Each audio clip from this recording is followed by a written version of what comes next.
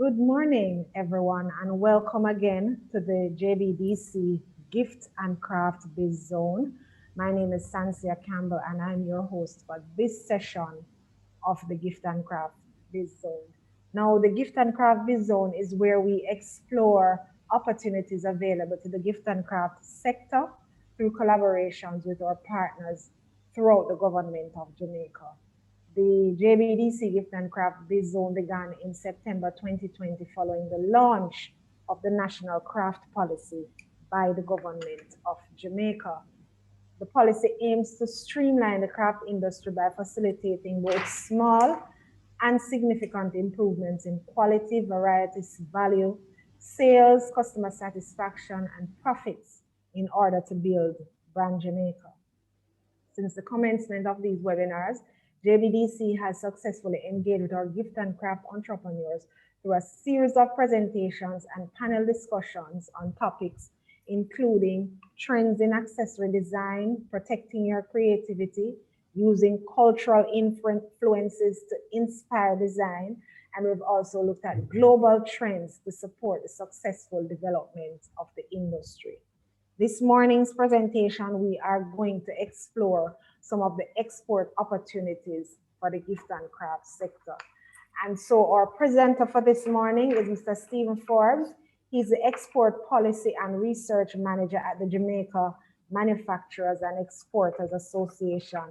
And just to tell you a little bit about Stephen, he is responsible for the export policy and research portfolio within the JMEA, as I said before, and this entails developing strategies and forming key partnerships to boost the exports of the association's over 400 member companies.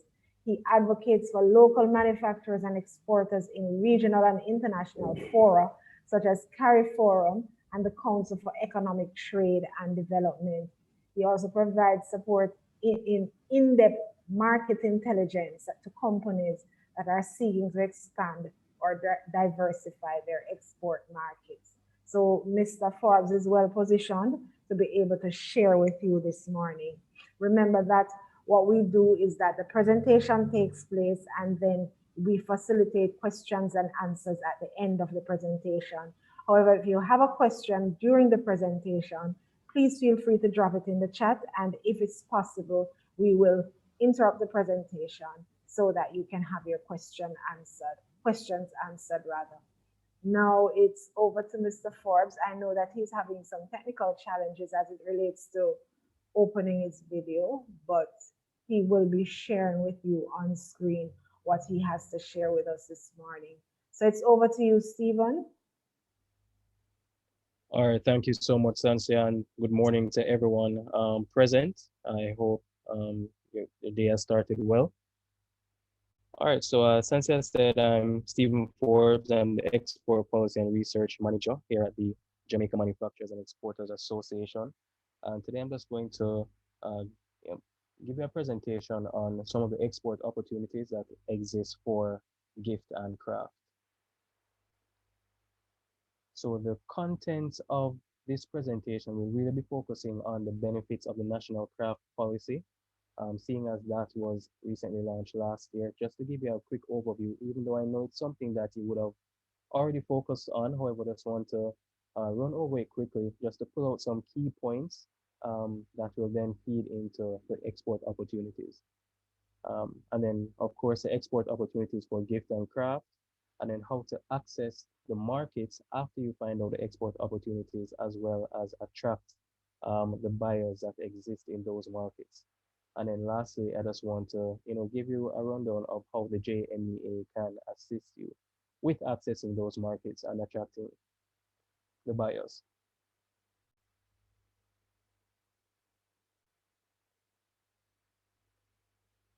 All right, so getting right into it, when we look at the National Craft Policy, it's really aimed at streamlining the craft industry by facilitating incremental improvements in quality, variety, value, sales, customer satisfaction, and profits. And to this end, the policy aims to promote greater local identity of finished craft and souvenirs, innovation, better packaging, regulation, and production and distribution facilities. And I found it prudent to really pull out what authentic Jamaican craft is in terms of the definition that was there in the policy. So it speaks to any traditional cultural expression, contemporary cultural expression, artisanal product, visual art, fine art, souvenir, or craftsmanship based design that is made in Jamaica or by a Jamaican. So some of the challenges that were found in the policy or were found in the industry, the craft industry through the policy includes low institutional support and sector regulation and governance. So there's a lot of bureaucratic red tape that currently exists, and not just for the craft industry, but for really and truly all industries. There's also high cost and availability of raw material inputs and finishes. So this as well is something that I know a lot of companies are facing in terms of being able to source the raw materials for their production. A general lack of innovation and product differentiation causes too much um, homogeneity in goods available for sale, limited archiving, preservation, and revival of traditional craft skills. Craft producers lack adequate financial resources, inconsistency in product and service quality, insufficient use of intellectual property rights. And then when you look at the threats, those would include high levels of competition from imports and low cost of mass-produced items. So even if you look on Jamaica's uh, trade balance right now, we are exporting, I believe, 1.5 billion US, whereas we're importing 6 billion US in terms of value of goods. So our imports are essentially four times our exports. Then there's also the socio-economic factors such as crime, a decline in demand for handmade craft items in favor of product offerings that are more capital intensive, illicit reproduction of authentic pieces and product duplication. This we see a lot because we did a study with the Jamaican black castor oil industry, and what we found is that at least 30% of the Jamaican black castor oil that is being circulated in the US is not from Jamaica and it's not made by a Jamaican. It just has that that that name added to it without it being verified as a Jamaican product. And then lastly is the generational disinterest among young for craft. So based on the policy, there are six main principles of national craft, six main principles for the national craft policy. The first speaks with input supply. So we want to look at sustainable harvesting of raw material, labeling, research and development, and use of recyclable and reclaimable materials and packaging. So that's one of the main principles that they want to address. Secondly is production, which looks at the diversification of products to offer a wider range of options to the prospective shoppers for souvenirs, gift, and decorative items.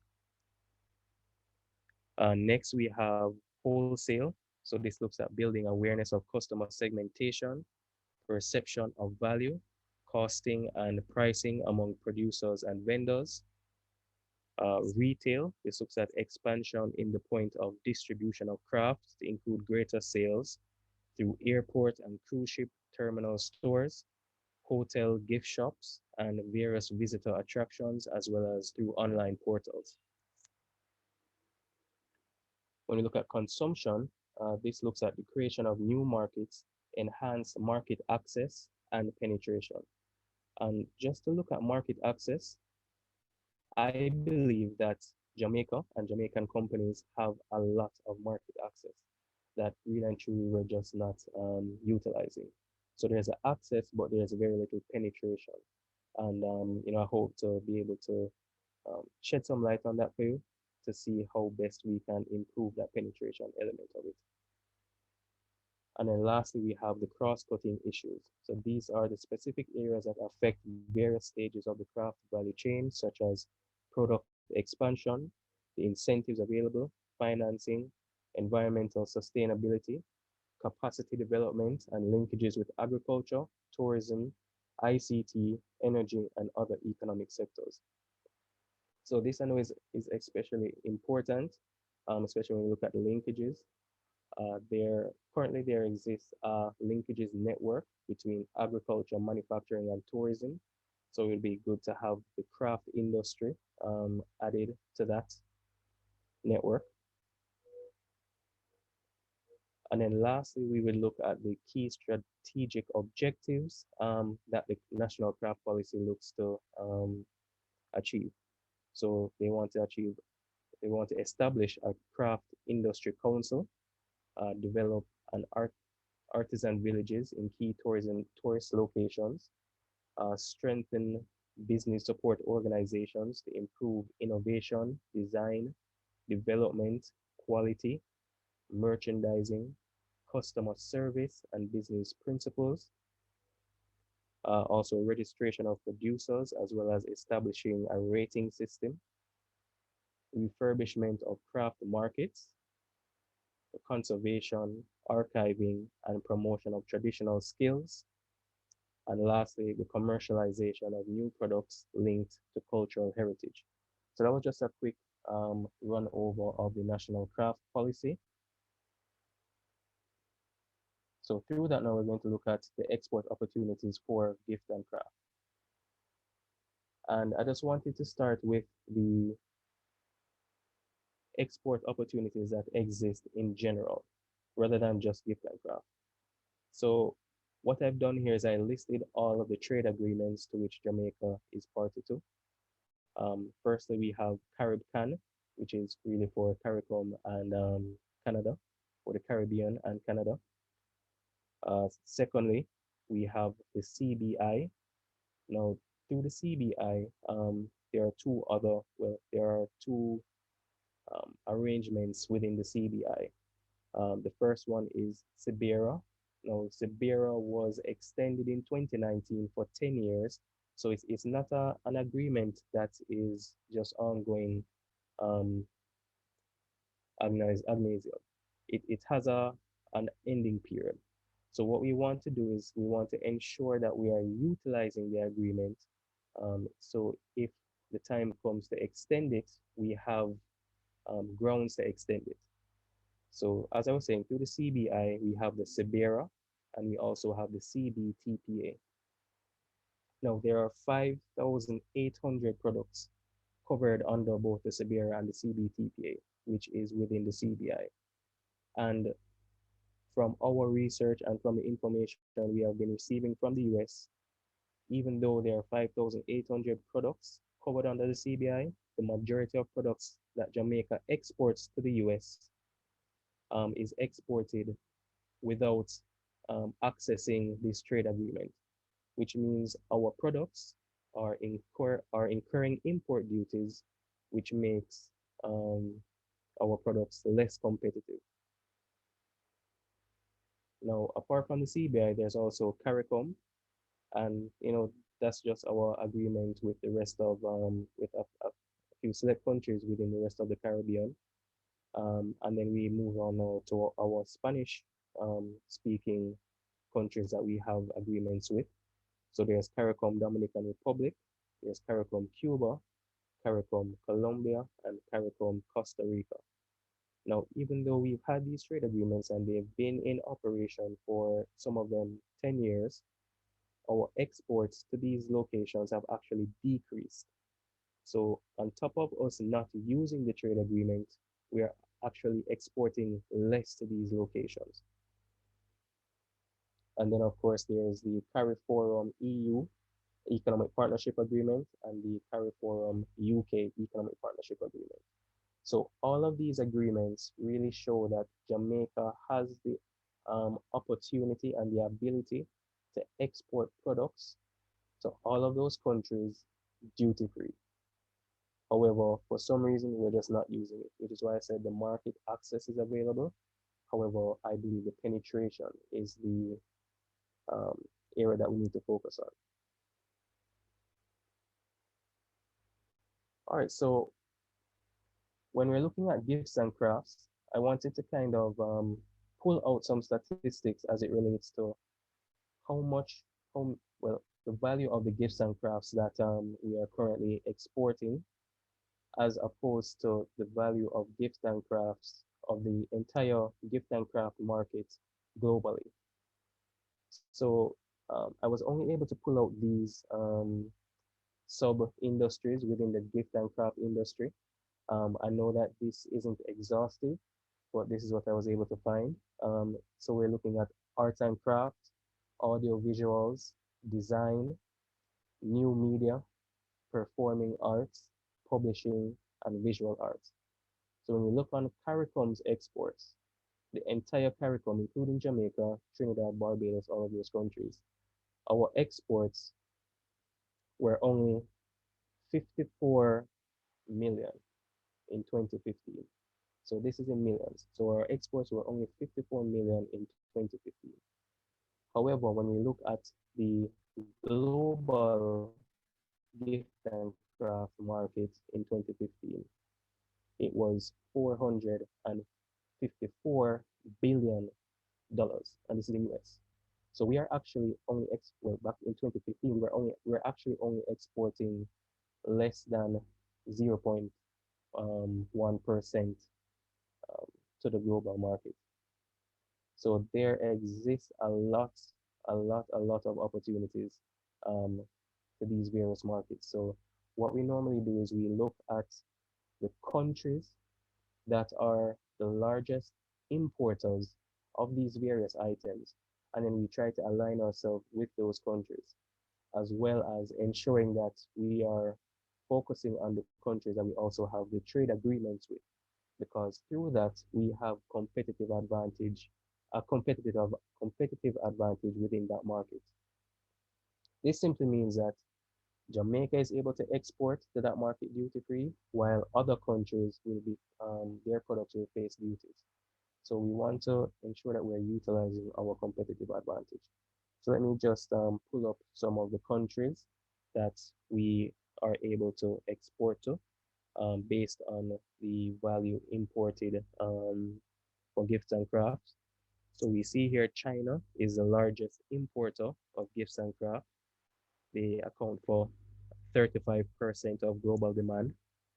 Second is the USA with 7%, then France at 5%, Canada at 2.7%, Mexico at 1.4%, and then Belgium at 1%.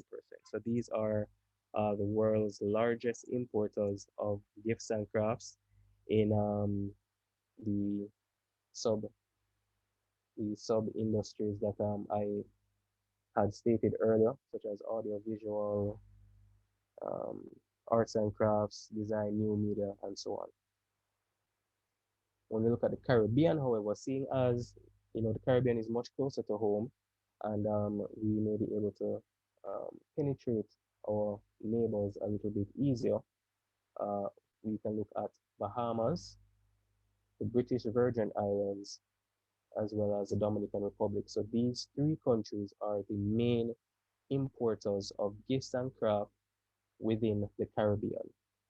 However, I want to kind of highlight the Bahamas and the British Virgin Islands. So even though they are a part of CARICOM and they are part of the Caribbean, they aren't full members of the trade agreement, which means we aren't able to export to them duty free. However, I just wanted to highlight that they are one of the largest importers within the Caribbean, far more than the other countries such as Trinidad and Barbados that would only account for maybe 1 million or less than a million.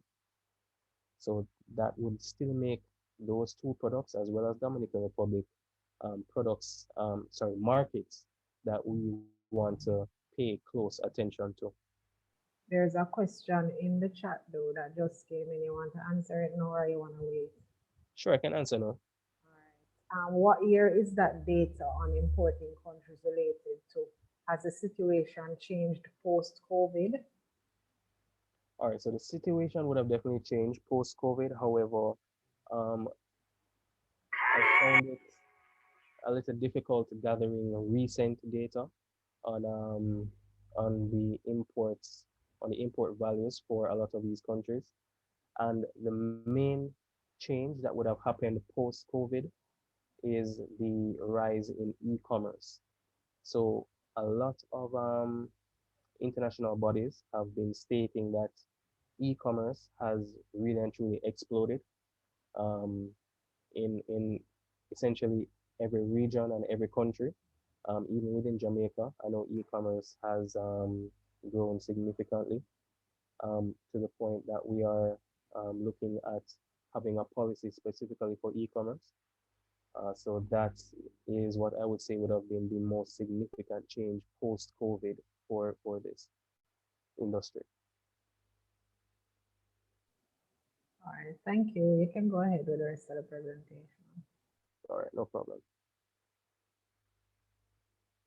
All right, another method that we wanted to look at in term, or another indicator that we wanted to look at in finding which um, countries would be a good opportunity for gifts and crafts would be the presence of of the Jamaican diaspora in those countries. So I just pulled out some information to show that even though Jamaica's population is about 2.8, the population of Jamaican born citizens in the United States is approximately 1.7. Um, in Canada, it's about 800,000. In UK, it's 300,000, while in other countries, it's 200,000. So it's that 200,000 spread across all the other countries. So normally when we are looking for markets, especially markets that contain um, when we're looking for markets, we look for markets that contain, a presence of the diaspora because they are the ones that are going to be most accepting of Jamaican products, especially if it's a product that is very well known.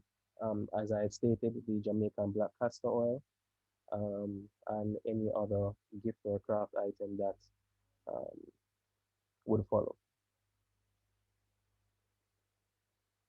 And then lastly, we'd want to look at tourism expenditure. So the majority of gift and craft items that are exported go directly to the tourism industry. So what I did is I pulled out the main I pulled out the countries within CARICOM with the largest expenditure within the tourism industry.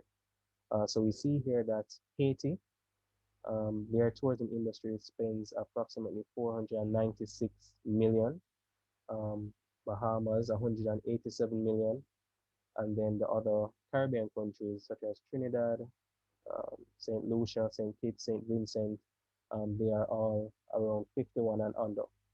So this is essentially showing us that Haiti and Bahamas would have um, the greatest opportunity for gifts and crafts within their tourism industry, including the hotels and restaurants and so on.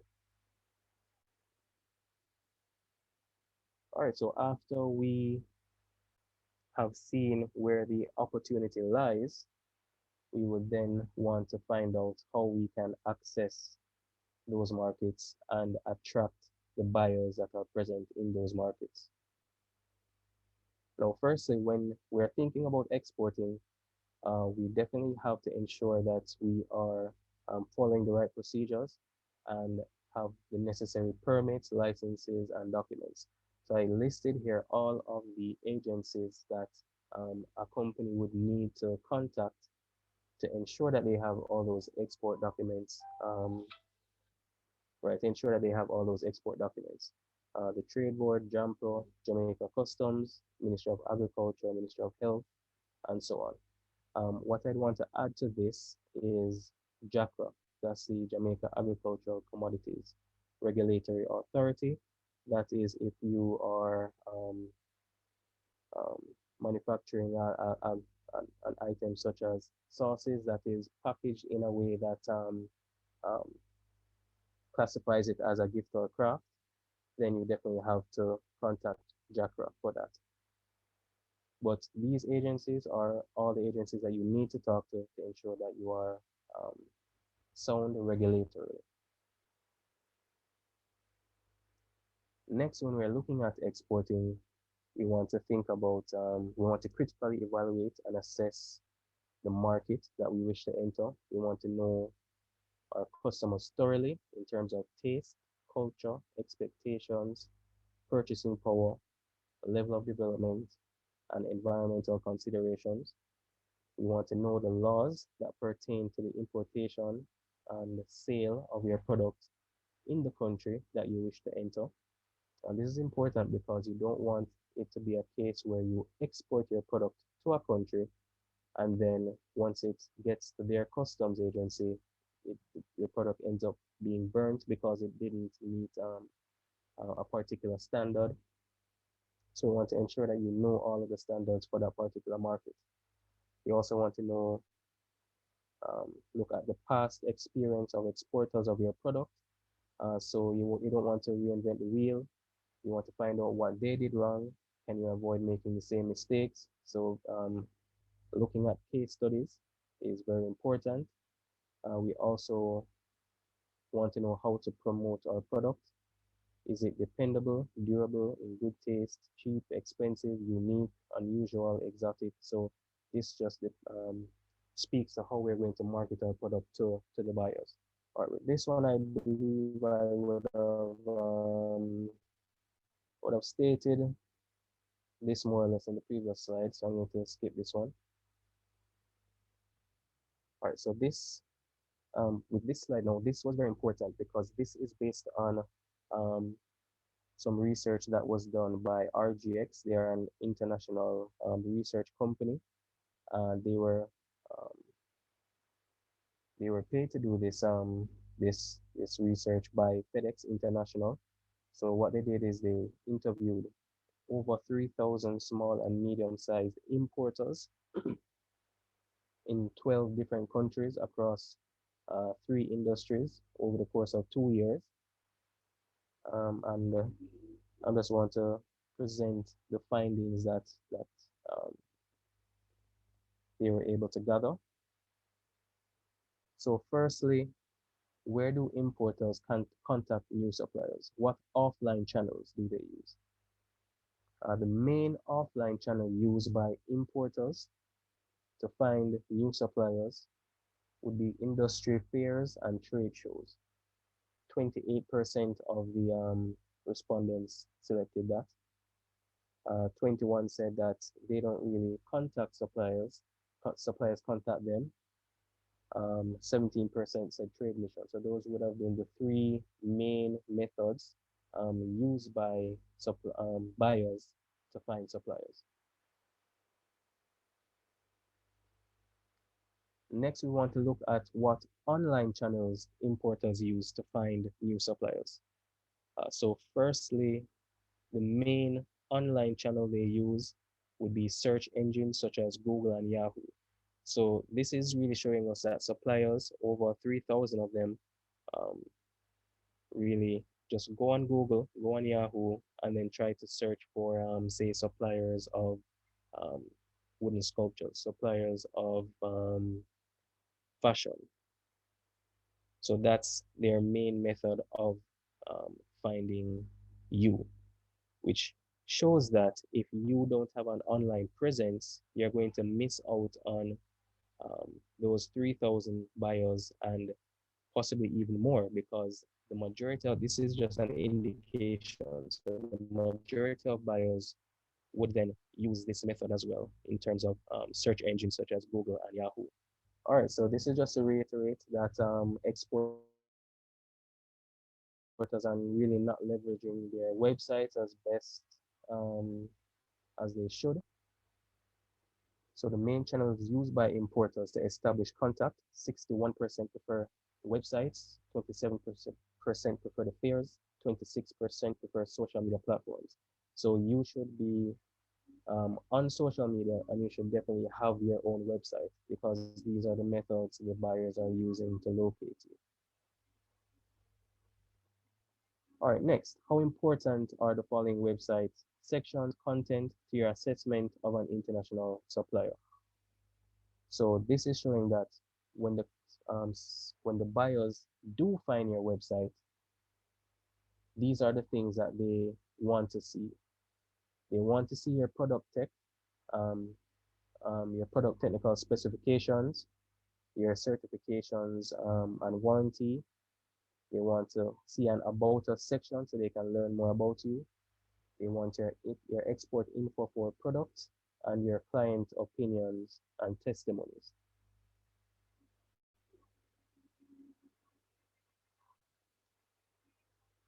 All right, so lastly now, I'm just going to share with you how the JMUA can help you with um, capitalizing on the export opportunities as well as finding the buyers in the various markets. So the JMEA is the unified voice for manufacturers and exporters and continues to work to ensure um, the business environment is conducive to exporting. So the three main things that we have been advocating for in recent times, even within the recent months, are one, the Madrid Protocol.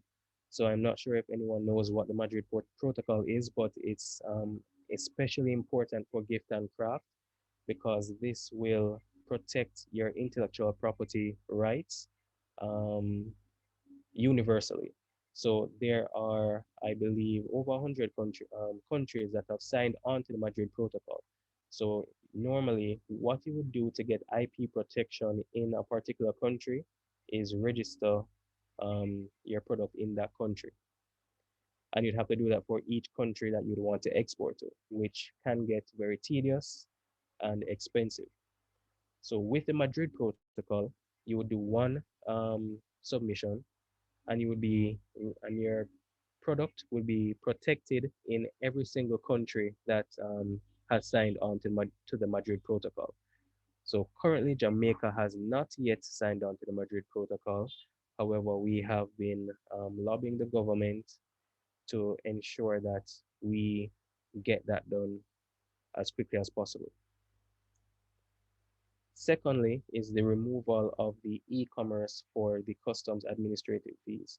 So I'm not sure how many of you present normally utilize e-commerce or export through e-commerce, or if you want to export through e-commerce. But currently, there is a 25 US dollar fee that you would have to pay each time you export your product through e-commerce. And if you are exporting, say, only one product, then you're going to see how expensive this is going to be. Because if you're exporting one product and the value is, say, 40 US dollars, then that one product is going to attract the 25 um, US dollar customs administrative fee. And that's going to be true every time you export a one product. And this has been an issue for our small exporters that utilize e-commerce. And it's an issue that we've been trying to fix.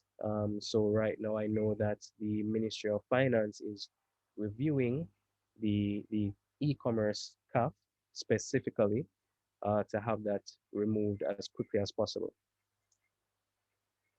And then lastly, we look at the Jam Post Express Mail service. So this is a service that Jampost would have normally provided to small exporters that wanted to, say, ship their products to US, Canada, Europe, but they weren't able to pay the shipping fees from a courier such as FedEx, DHL, Tara. So they would normally utilize Jamaica Post. However, that service was discontinued. And it was discontinued because Jamaica has not yet signed an international agreement as it relates to data sharing. So we have been, um, again, lobbying the government and pushing them to get this done as quickly as possible because we know it's a service that a lot of small exporters use.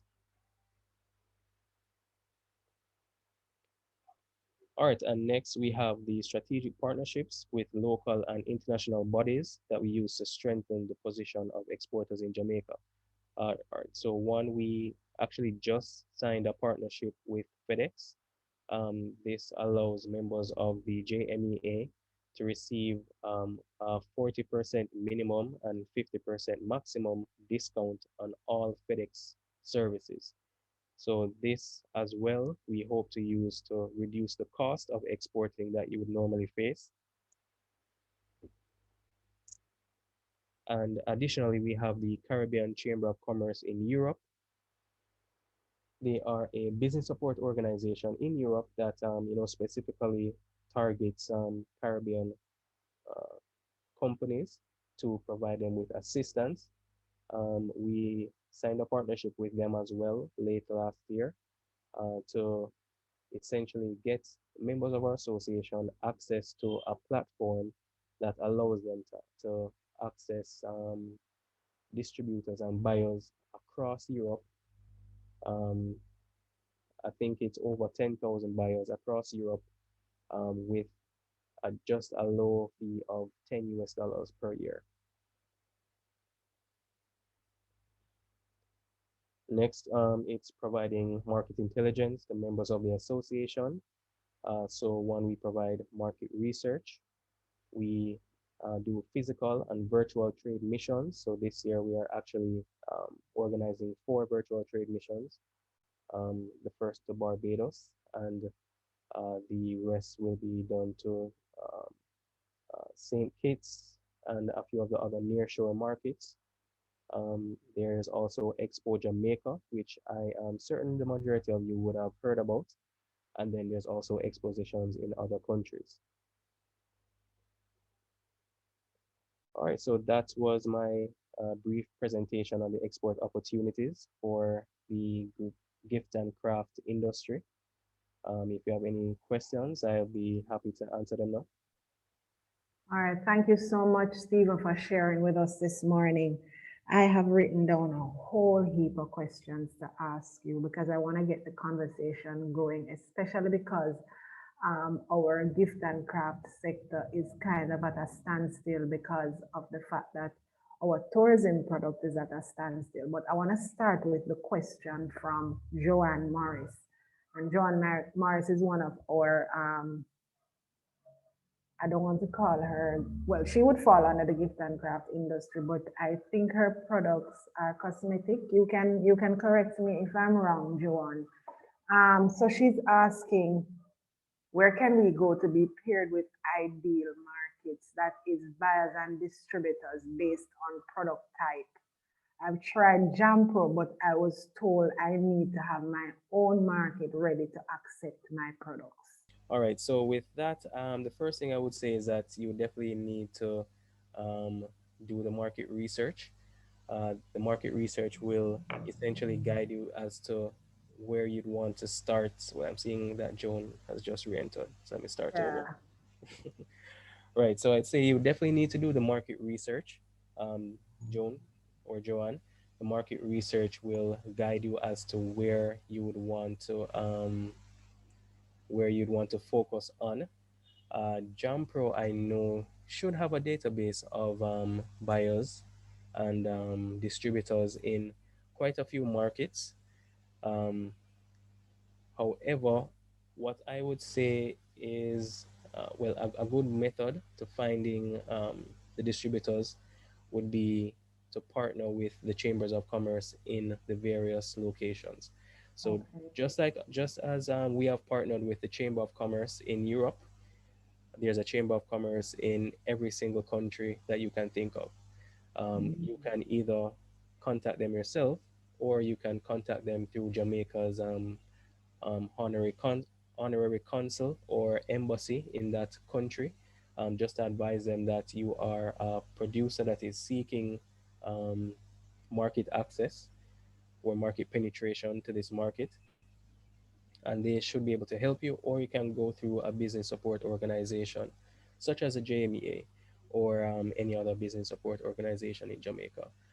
So I guess with this, I would reiterate the partnership that we have with the CCCE. Mm-hmm. because with the 10 US that you would spend per year, it gives you access to the information of over 10,000 distributors across Europe. Wow. How would local producers, with the exception of a forum like this, where you are now providing this information, Stephen, how would local producers become aware of, for example, a business service organization such as the JMEA? All right, well, with the JMEA now, we try to make ourselves as visible as possible. So it's really just to I guess, know the players in the market. Mm-hmm. So, for instance, and also to know the industry that you belong to, that would then kind of inform which um, ministry you would then fall under. So, for Okay. instance, the majority of companies here, I believe, would be companies that would fall under the Ministry of Investment, uh, Right. Ministry of Industry, Right, Investment, and because that's Commerce. where JBDC falls. We are one of the agencies under the Ministry of Industry, Investment and Commerce. Right, correct. And I know that we get a lot of information in terms of companies wanting to find information being forwarded to us through the MIIC. So companies would normally reach out to the ministry first. The ministry would then, um, I guess, turn them to us because they know that JMEA would be the organization that would do this. JAMPRO may be the organization that does that. Maybe Small Business Association does that. So I would say be aware of the industry you belong to, contact the ministries, and through the ministries get in contact with the business support organization. So that's one method. Okay. Other method is just to, I guess, be aware of everything that's happening because we try to be as visible as possible. As I said, we're always in the news, we're always in the Gleaner. Um, we try to push things on social media as much as possible. We have our website, so that's jmea.org. So yeah, that's how I'd say to be in the know. All right. So I wanted to go back to the Madrid Protocol. It is something that I've been hearing about. We've been hearing about since the onset of COVID, different organizations lobbying the government Mm. to um, get Jamaica to be part of the Madrid Protocol. Just to remind us again, what is the Madrid Protocol and what is the benefit to our local producers, or rather to the country being a part of it? Okay. All right. So the benefit, I think, as I said, is going to be very important for the gift and craft industry because a Mm-hmm. lot of what you are producing are things that, well, because with the gift and craft industry, a lot of companies don't mass produce items. It's going to Right. be very personal items that you're producing, and you wouldn't want to then start exporting your items. Someone likes your design, say you start exporting to Spain. Someone in Spain likes your design. Instead of continuing to import from you, they start creating that design themselves. So by signing on to the Madrid Protocol, that's going to give you the protection of your intellectual property, of your designs, and as I said, it's very important for gift and craft. So it gives you that unified protection. So rather than you having to go and run to register your product in Spain and then register your product in Trinidad and then register your product in US, you would Mm-hmm. you do one registration and you would be protected um, globally. Right. Okay. So All it's right. easier, it's faster, and it's cheaper. Okay. All right. So if there are other persons that have questions, please feel free to drop them in the chat. I'm going to keep asking Stephen a few more questions just to get some information for clarity. But if you have questions, please feel free to drop them in the chat. And I'm sure he'll be more than happy to respond to them. Now, you talked about the the national craft policy, and one of the areas that was identified in terms of weaknesses, I think, was the bureaucracy. Right. right, involved in this sector. So I'm wondering, how will the policy address bureaucracy? All right. Well, the policy itself, I'm not certain how the policy itself will address bureaucracy, but I know that Mhm. there are other policies that are addressing it. Um, Yeah. one through the manufacturing growth strategy, Hmm. through the national investment policy, through the MSME policy, and through the um, um, national export plan. So all of those, I believe, are somewhat interrelated because Hmm. they really seek to achieve the same thing. So one method that I know has already started in terms of reducing the bureaucratic red tape would be the J Swift platform. So that's the Jamaica Okay. single window for trade. So normally, when you want to export a product, um, you may have to go to JAMPRO and provide JAMPRO with information. Then you go to Trade Board and provide them with information.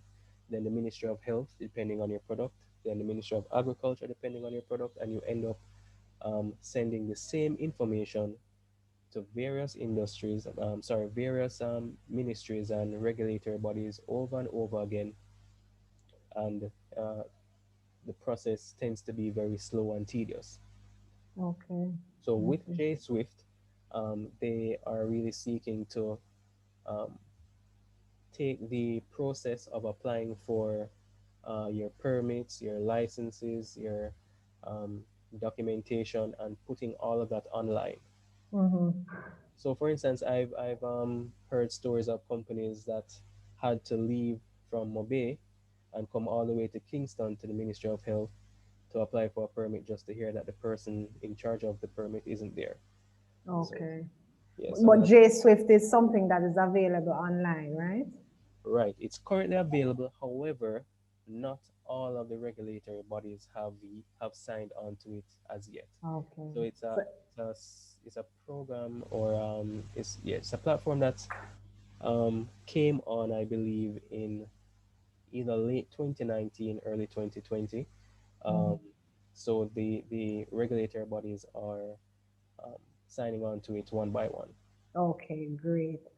I know that we're talking about export opportunities for gift and craft, but are there any local opportunities available right now that you can readily identify, or you wouldn't be able to respond to that since you're the director of the export unit?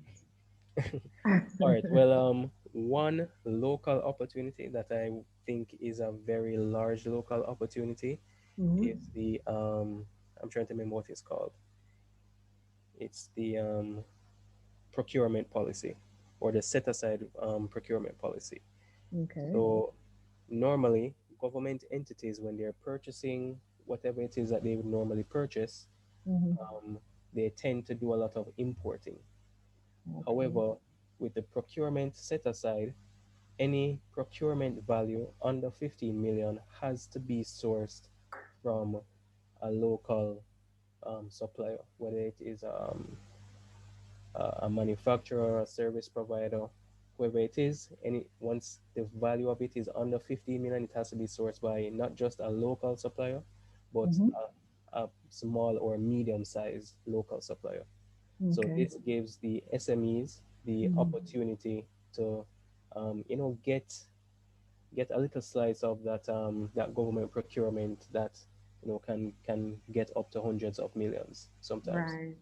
And I must stop here to remind our producers that if you intend to access government contracts, you have to be fully regulated in terms of being tax compliant with your TCC certificate, your GCT, you are registered with the Companies Office of Jamaica and all of that. So if you are interested, that's one avenue locally that's available, but you must be up to date with your registration and tax compliance. Right. And another opportunity that I think exists locally, and Mm-hmm.